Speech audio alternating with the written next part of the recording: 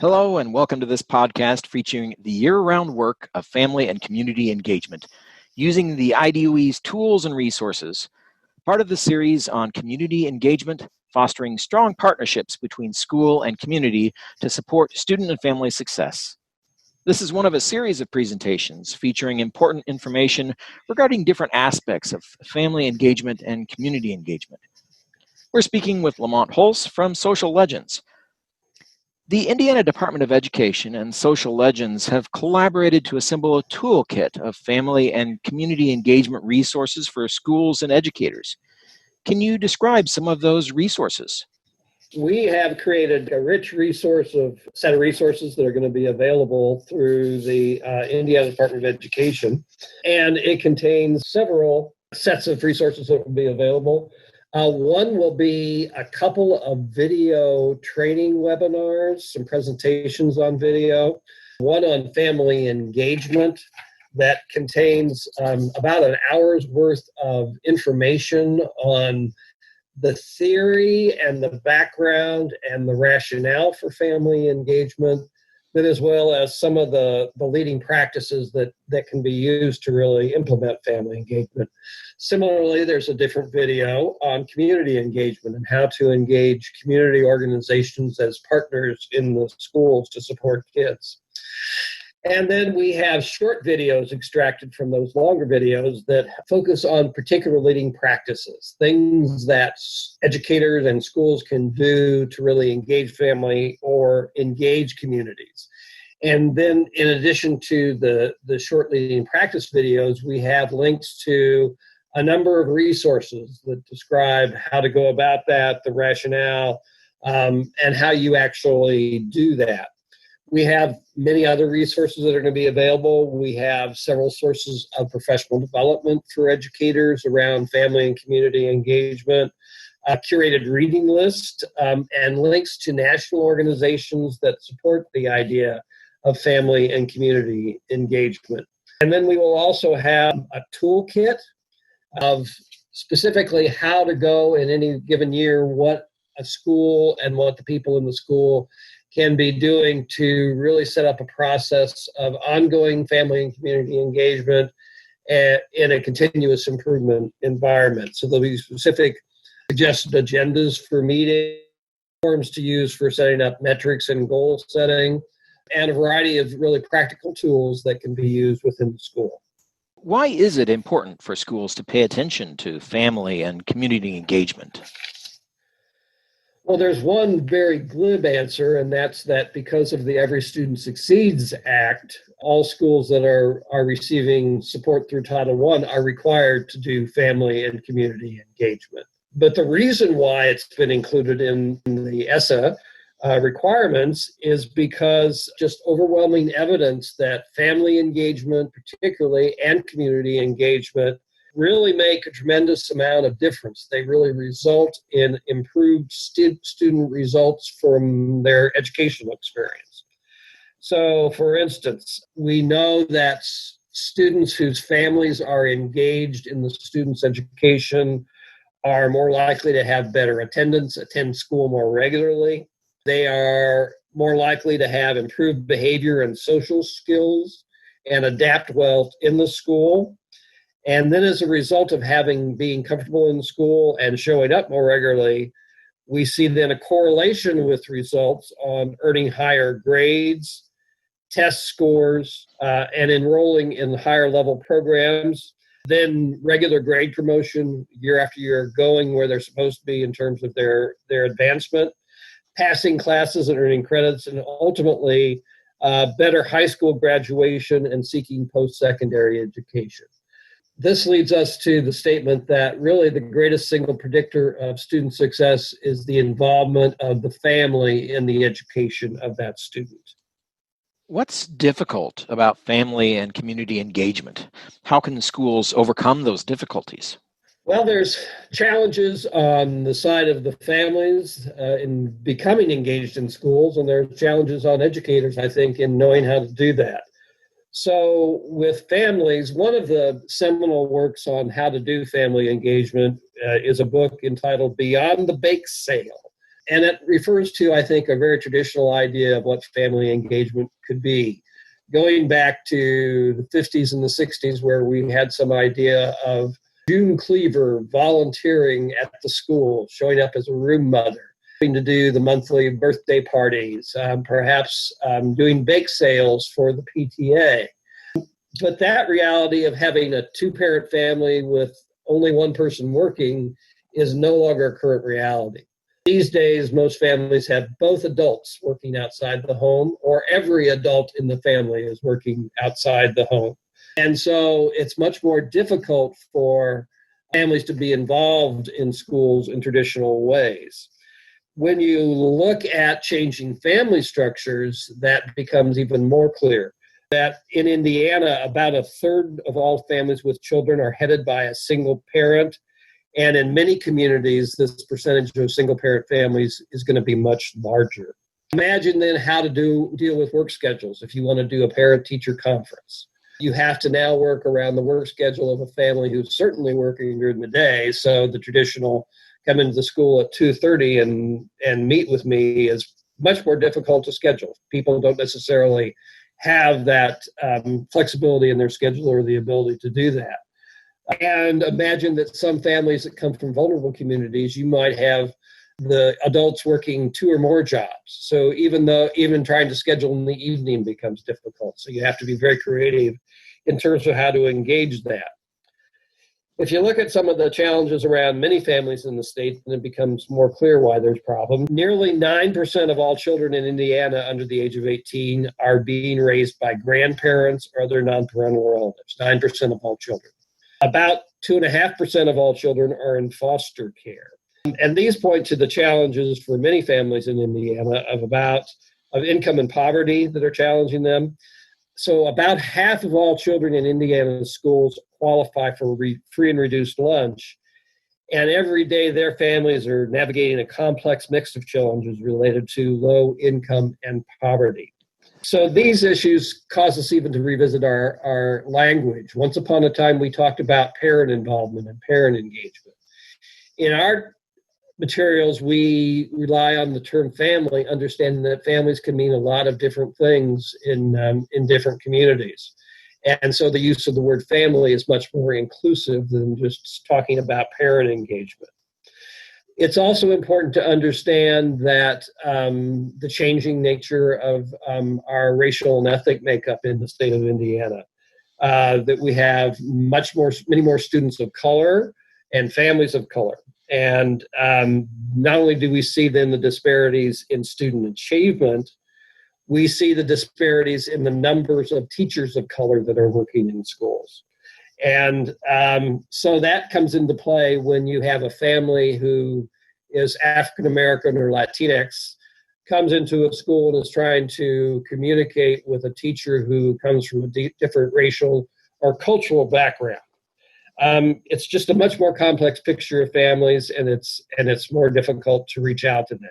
So that's the family side of challenges. On educators, there's the requirement from ESSA and our encouragement that they should be taking on family and community engagement, but there's little or no training in the preparation of teachers about how to do that.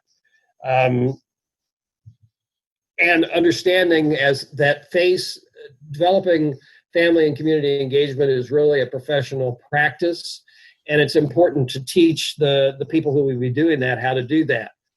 Understand also that some teachers, maybe particularly early career teachers, may be learning how to reach across cultural divides to work with families of color and families in poverty.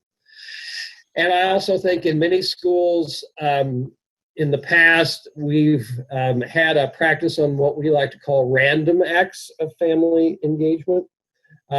So just trying to do one thing randomly, do perhaps a parent night in the month of February, do conferences in the month of October, instead of looking at a really systematic and integrated and sustained way to reach out to families. And the materials that we're providing are intended to really help educators learn how to work with families, learn how to authentically engage families, and to do that in a way that's supported by the whole school and is goes on systematically throughout the year, is integrated throughout the school day and outside of the school day, and can be sustained with resources that would allow that ambitious form of family and community engagement to go on. Who in a school would find the toolkit useful? The set of tools that we're providing are going to be most useful to educators at all levels, really. At the district level, at the school level, district leaders and school leaders need to understand and buy in and fully support family and community engagement. So it's really critically that they understand that. So we've included some theory and evidence that helps provide the rationale of why that's important, and also to give an overview of what a systematic program of family engagement would look like in a school or district. But there's roles for all educators in a school or a school system. Classroom teachers can have a critical role. A trusting relationship between a teacher and a student's parent is really one of the critical relationships about making this all work. And so we provide information and practices about how teachers can go about building strong relationships with families through regular positive communication, by such things as home visits, and then over time translate that trust in that relationship over to a more meaningful academic outcomes by doing highly effective conferencing and how to communicate with families around that. We also know that in the school, every member of the school staff has an important role to play around family and community engagement. The person in the front office is in some ways the real face of a school. If a family member comes into the school and is not treated in a welcoming manner by the people in the front office, that can really color and influence how that family is going to perceive the whole school. Similarly, if a parent is walking through the halls and a custodian does not treat them welcomingly or isn't able to direct them in a welcoming way, that can really color it. And we also talk about the importance of having school staff that are dedicated to family and community engagement, people who can coordinate the engagement of families, all the many activities that take place, and also reach out to community partners. And so the materials that we're providing can really help prepare those people who are moving into roles of family and community school coordinator to really do that role well. How would a school or district start to use these resources? Well, one thing would be to understand all the frameworks and the foundations of family and community engagement, the philosophy behind it, the theory and the evidence about what works, and be willing and able to commit to a long-term sustained effort to integrate families into the school. And then starting out to do that, educators need to reach out to the community, to families, and be prepared to listen to what they say. In starting a family or community engagement effort, one that ultimately is successful, we commonly hear how a school will spend a year just talking to the community, just talking to the families, and taking the time to do that and listen to the critical response that may be coming in, and being able to authentically hear and understand some of the concerns that might be raised, but also the joy and the passion that families are going to bring around having their kids succeed. And then plan and prepare for implementation.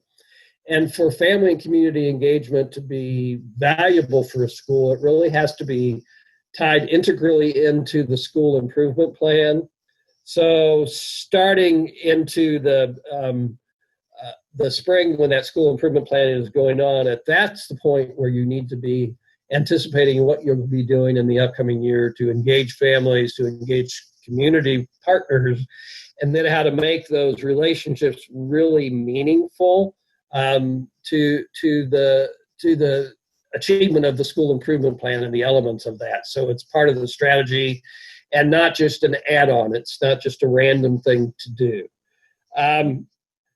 As part of that, you need to include the idea of doing the professional development for educators about how to engage families, and also, to some extent, be able to do capacity building for the families, help them understand how they can support the school and how they can support the kids, and how they can find their own voice in terms of representing to educators and representing to the school. The Indiana Department of Education for several years have had an important tool that can be used in this planning process, and that's the Family Friendly Schools Standards and Assessment. And this can be found on the IDOE website. And it has a set of 6 standards that can be used, along with indicators and observable behaviors where a school team can really assess how family-friendly their school are. This is built along the same evidence we've been using in creating these materials. The standards are: does the school welcome all families into the school community? Does the school and the people in it communicate effectively with the community and with families?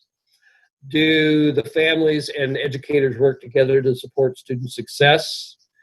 Do the families know how to speak up for every child in the school? Does the school share power with the families, and do the families know how to take up that power?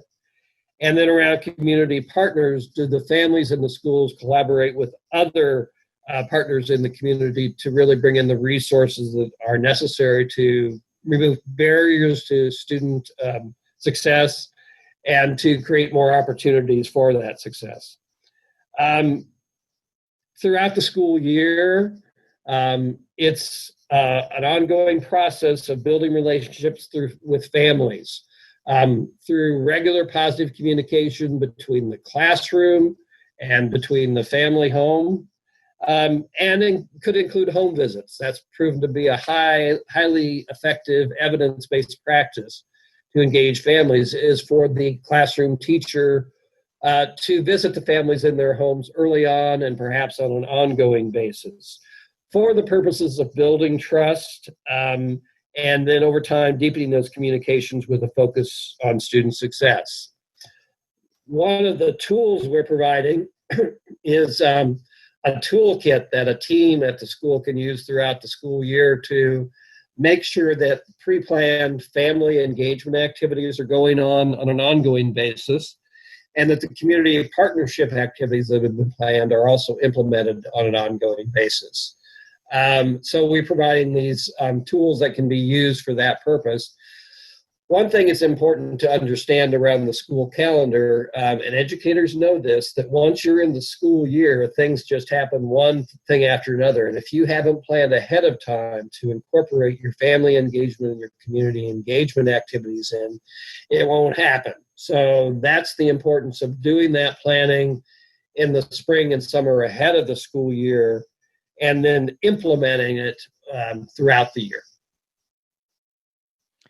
You've mentioned leading practices. What are those? As we looked at the evidence, we were able to identify a set of practices that had strong evidence, correlation certainly, and in many cases, we were able to link direct causation based on gold standard evidence, that these practices were effective in engaging family members or engaging community partners in the school.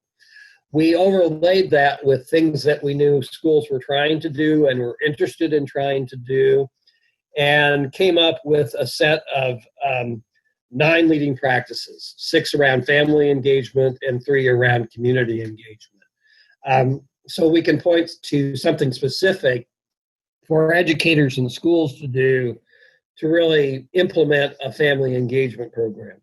So these include the idea of a welcoming school culture, how you create a school culture that's welcoming to families and to community. And some of the specific things and some of the specific assessment tools you can use to get that done. We talked about enrollment outreach, and particularly for charter schools, but in today's choice environment, all schools have to be conscious of the need to reach out to families to get students into their school.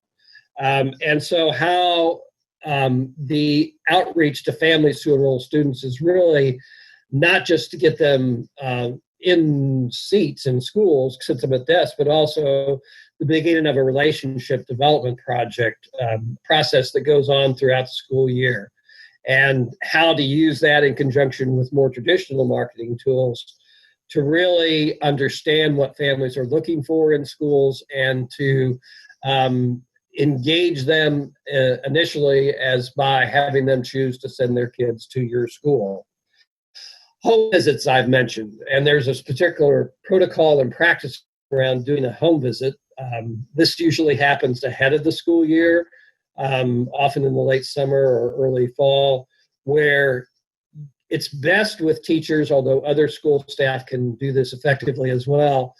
Meet with families, establish a relationship, learn what the families care about the students, what their commitment and passion is around supporting their kids, and to help assure them that the school is there for them as well as for the kids. And then to expand that into regular positive communications. And this on the surface is not anything very complex. It's calling a family regularly, ideally at least once a week, if not more often, just to say something positive, saying that your little boy had a great day in school today. I just wanted to let you know that and how happy I am to have him in my class. This is important because many families have not had positive experiences with communicating with schools in the past. They're only contacted when there's a problem, when there's some aspect of behavior, or when little Johnny is not doing well in school. So this establishes a pattern that families understand that teachers are paying attention not just when Johnny is misbehaving, but when Johnny is doing well. We mentioned this as a phone call, and certainly some sort of voice and more personalized communication is best, but actually the evidence that shows that regular texting can be almost as equally as value in terms of establishing that pattern of trust between teachers and students. And then when it comes time for the annual conference, how to construct conferences in ways that are two-way communications where you're actually asking the family how the student learns, what's the best thing to do, and what the parents' goals are for the students. How can you incorporate what the family's vision for the child is in terms of your activity with them? Family events are one set of practices that come and goes on, but as I said, they're often the random acts of family engagement. So we talk about how to, prior to the school year, establishing a schedule of family events that's meaningful, meeting different needs for the families at different times through the school years, and is really engaging them in the goals of the school and using those family events as a ways for authentic communications where you're hearing from families and communicating to those as well. Events can also be opportunities to develop leadership capacity for families. And we talk about a couple of different models that can be used really over time to develop cohorts of family leaders. One is a parent cafe, which is done in many communities throughout Indiana, where families gather together at the school, and then families and community partners are facilitating a series of discussions over supper with childcare over a few weeks that allows families to develop relationships with other families, and also to learn a little more about how to support their kids and how to become a better leader in the school. And then finally, family organizations in schools, using the leadership capacity of families to form organizations that can support the school, to advocate for the school, but also to hold the school accountable to its goals. So we think of PTAs or PTOs, and certainly that's an option, and there's a lot of support systems in place from the National PTA Organization, for instance, about how to organize a PTA in your school and make it meaningful. And there's also other models for family organizations. Charter schools are most often nonprofit organizations who are governed by a board of directors.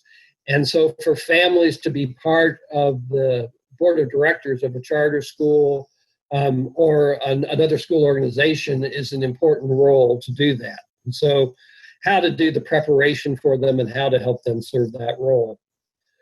Around community engagement, there's a lot of commonality with family engagement, and they're both based on having the welcoming school culture. But there are certain practices. If you want something done, you need somebody to do it. So the idea of having a community engagement coordinator, somebody in a school who's maintaining the relationships with communities, partners, and bringing those partners together to do monitoring and planning and continuous improvement on the various activities that might be going on in school on a regular basis or special events. And then to organize that into a site team that meets regularly with school leadership to ensure that the community partners' activities are aligning directly with what the school is trying to accomplish. We talk about asset mapping for community partners. So when you're trying to think about who can be a community partner, you first need to know who is in the neighborhood of your school. And so to look at the assets that parents may bring, look at the assets that organizations in the community can bring. And those organizations could include a number of things. They might be community-based organizations that are providing community services. They might be a community health clinic. It could be businesses in the community or near the community. It could be communities or organizations in the wider community, things like hospitals or universities that can serve as partners in a variety of really creative ways. And then finally, the practice of actually bringing partners on board and then maintaining your relationships productively over time. So we have materials on the site that are going to address each of those leading practices that would serve us a long ways in terms of starting a school and educators on the overall mission of engaging families and communities in the school. Is there a difference between family engagement and community engagement? There's many similarities, and the way it's actually done in school can look similar because sometimes the same people are engaging families and engaging communities. And they all are based on having a welcoming school culture, having leadership down through all the staff. Understands that families coming into schools and community partners coming into schools are welcome and that they are there to help. But the difference comes in terms of who they're trying to engage and the different needs that those groups have. Families, for instance, we talked about the difficulties they may have with scheduling. So you need to find a time when families can come in. And often that's going to be on an evening or a weekend. And understanding that when you're bringing the whole family in, you're bringing the whole family in. So you may not have just the student in the school. You might have younger and older siblings that have to come to this. And so you have to think about childcare for them to support the family so they can pay attention during your discussion.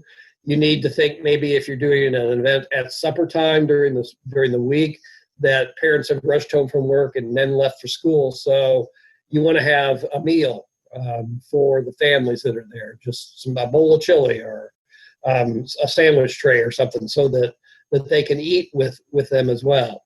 And understand also that perhaps the cultural differences that may arise, something as simple as if you have Latinx families coming in, you may need translators to help you do that communication to the Spanish language. And that it's very, very based on the building of relationships with the family, which is a personal thing. And it's also tied to issues of culture and expectations. Community partners, on the other hand, are more likely to be involved with the school as part of their day job. So community partners can meet and come in and do the work during the school day. And so you need to be able to support them when they come in, understand when they're coming in for a specific purpose and for a limited time.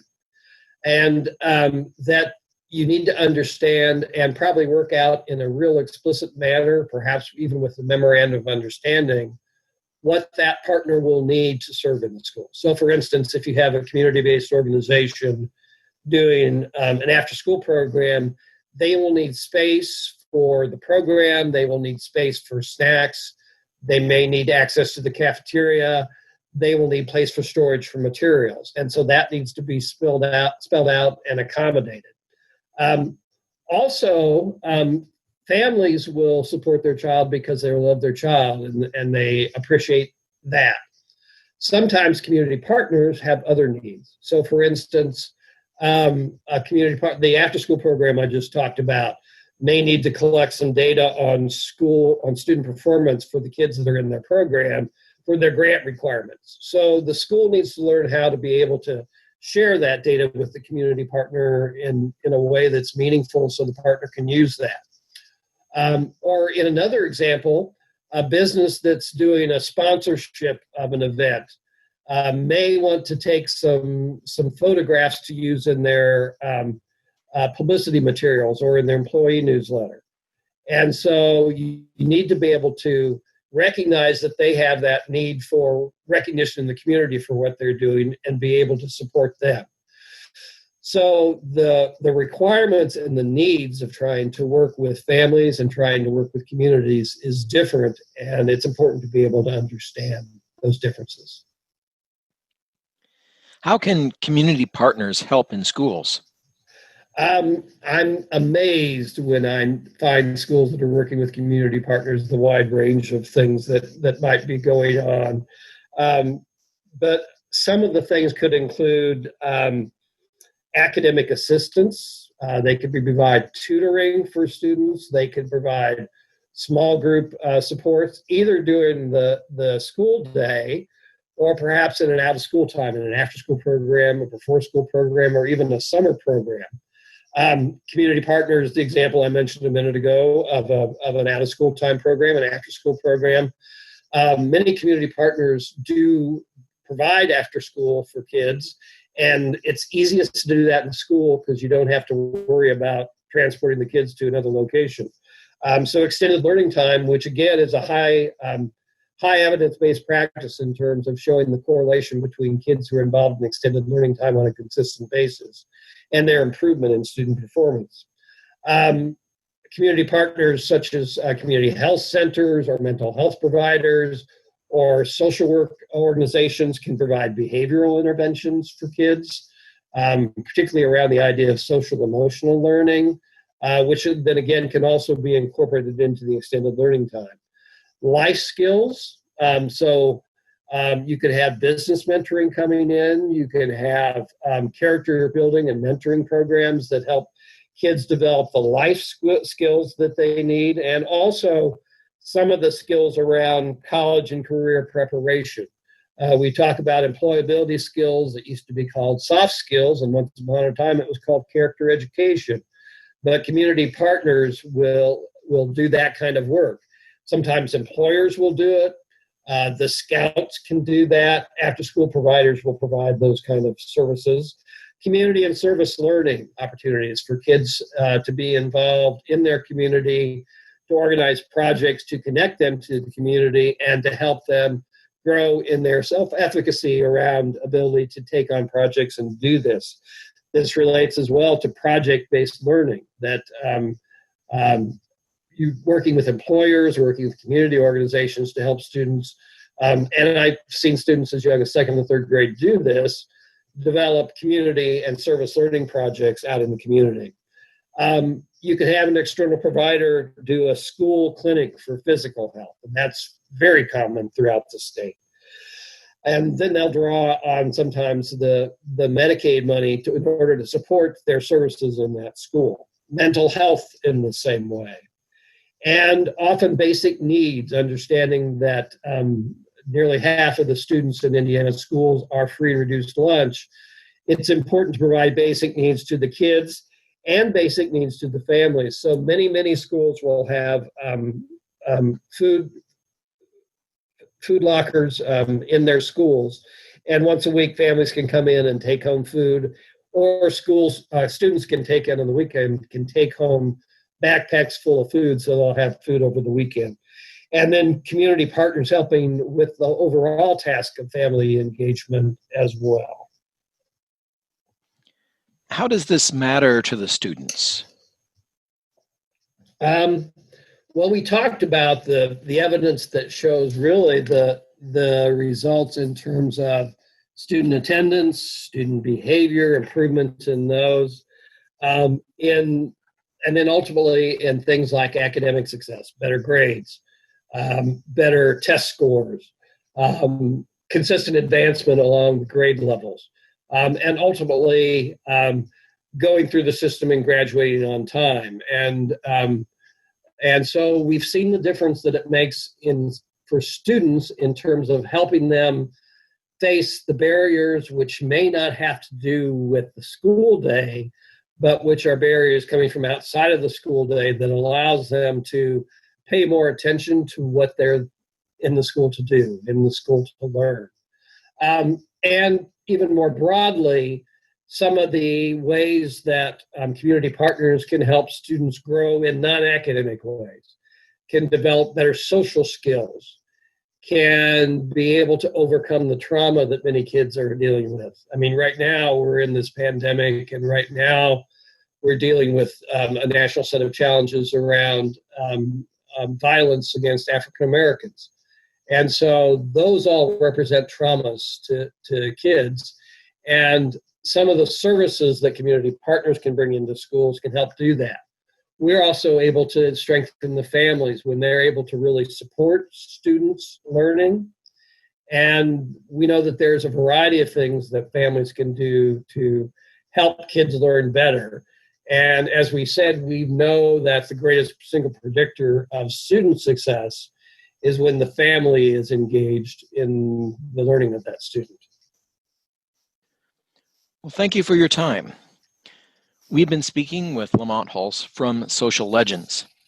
This is the end of the presentation, The Year-Round Work of Family and Community Engagement, using the IDOE's tools and resources. Thanks for listening. To hear or view other presentations in this series, visit the Indiana Department of Education website for more information on the Family and Community Engagement Toolkit.